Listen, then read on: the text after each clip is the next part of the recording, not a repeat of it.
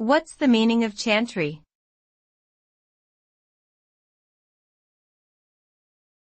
Chantry.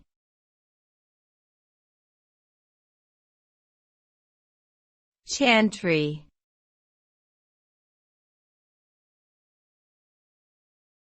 Chantry.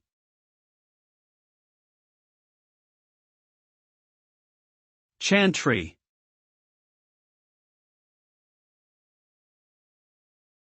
Chantry is a noun that refers to a chapel or church endowed for a priest to sing mass and say prayers for the soul of the founder or benefactor.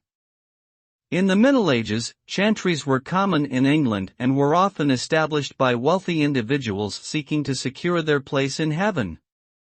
Today, most chantries no longer exist as they were abolished during the Protestant Reformation.